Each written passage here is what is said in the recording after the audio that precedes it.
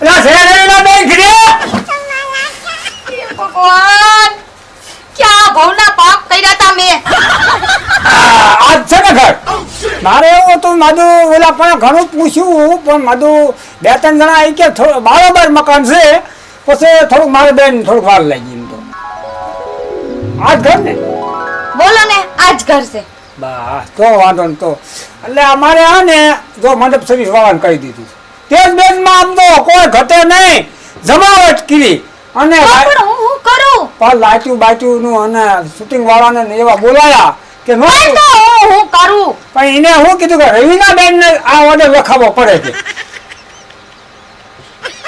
શેનો ઓર્ડર એટલે અમારે ઓલા નનકા છોકરાનો લગન હવે એક છેલ્લો છોકરો રહ્યો છે અને જમાવટ પાડવાની છે